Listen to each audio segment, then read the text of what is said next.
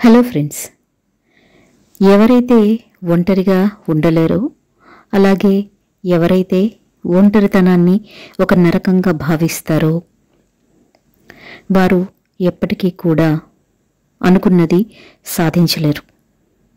ఎందుకంటే జీవితాన్ని గొప్పగా నిర్మించుకోగలిగే శక్తివంతమైన ఆలోచనలు ఒంటరితనం నుండే పుడతాయి. ఎలాగైతే శూన్యం నుండి ఈ సమస్త విశ్వం పుట్టిందో సరిగ్గా అలాగే అందుకే తెలివైన వారు ఒంటరిగా ఉంటారు. నీకు ఎంత బలం ఉన్నా లాభం ఉండదు. దానికి తెలివి తోడలేకపోతే బలహీనమైన శత్రువు కూడా నిన్ను ఓడించగలడు. మీరు ఏడిస్తే భగవంతుడు వస్తాడో రాడో తెలియదు, కానీ ఒక్కసారి నవ్వి చూడండి. ఈర్ష్యతో ఎంతమంది వస్తారు ఆ నవ్వును పోగొట్టడానికి. మనిషికి జ్ఞానం పెరిగే కొద్దీ మాట్లాడడం మానేసి మౌనంగా ఉండటం నేర్చుకుంటాడు. మనకు కోపం రావడం అంటే ఇతరుల పొరపాట్లకి మనల్ని మనం కష్టపెట్టుకోవడమే.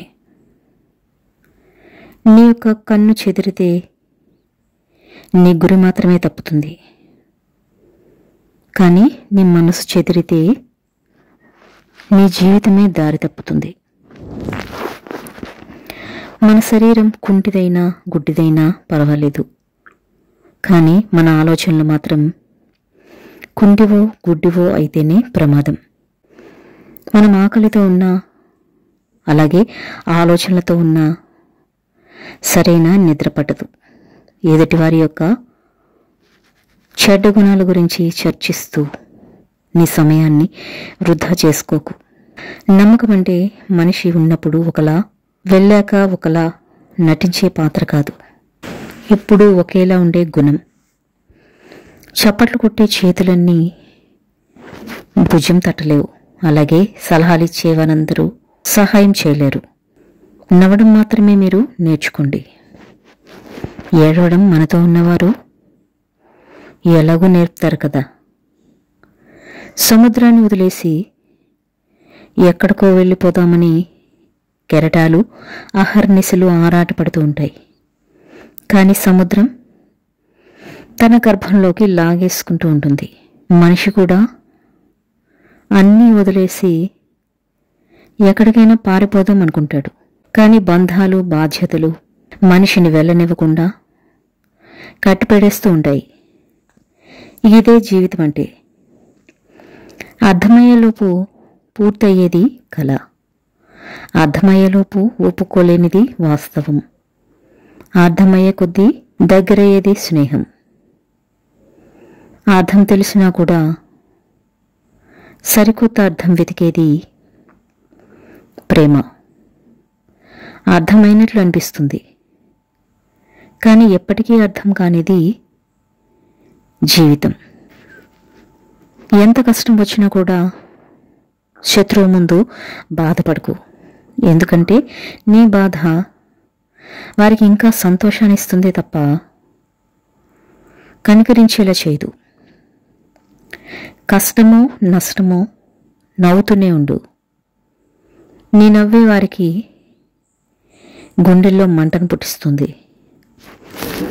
మట్టితో పోరాడితేనే ఒక విత్తనం మొక్కగా ఎదుగుతుంది, అలాగే ఎదురు దెబ్బలకు తట్టుకుని నిలబడితేనే ఏ మనిషి అయినా జీవితంలో పరిపూర్ణంగా ఎదుగుతాడు. ఈ సమాజంలో తప్పు చేసి కూడా నిజాయితీ పరులుగా చలామణి అవుతున్న వారికంటే ఏ తప్పు చేయకపోయినా నిజాయితీని నిరూపించుకోలేక తప్పుడు మనుషులుగా ముద్రపడే వాళ్ళే ఎక్కువ. కొలనులో ఉన్నంతసేపు తామరాకు అంటారు, తింటున్నంతసేపు విస్తరాకు అంటారు, తిన్నాక ఎంగిలాకు అంటారు. అదేవిధంగా నీతో అవసరాన్ని బట్టి నీ విలువ మారుతుంది. తలదించుకున్నంత మాత్రాన ప్రతివారు తప్పు చేసినట్లు కాదు. తగ్గిన ప్రతివారు చేతకాని వారు కాదు. కొన్నిసార్లు నెగ్గడం కంటే తగ్గడం వల్లే మంచి జరుగుతుంది. ఎదుటివారు ముఖాన్ని చూసి వారి యొక్క వ్యక్తిత్వాన్ని అంచనా వేయకండి. కొంతమంది మనసులో కటిక విషయాన్ని నింపుకొని బయటికి నవ్వుతూ ఉంటారు. మరికొంతమంది గుండెల్లో అగ్నిపర్వతం బద్దలవుతున్నా బయటకు ఏ సమస్య లేనట్టు సాధారణంగా ఉంటారు. ఏదైనా నా వల్ల కాదు అని వదిలేసే ముందు ఈ అవకాశం పోతే మళ్ళీ తిరిగి రాదు అని గుర్తుంచుకో. అన్నీ సాధించాక ఆనందంగా ఉంటుంది అని అనుకోకండి. మనం ఆనందంగా ఉంటేనే అన్నీ సాధించగలమని గుర్తుంచుకోండి.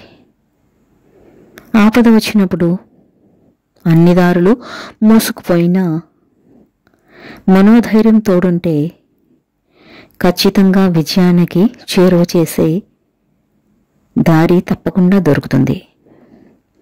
విశ్వాసంతో ఉండండి. రహస్యాన్ని కాపాడడం, గాయాన్ని మరచిపోవడం, అలాగే సమయాన్ని సద్వినియోగం చేసుకోవడం, ఈ మూడు కూడా చాలా కష్టతరమైన పనులు.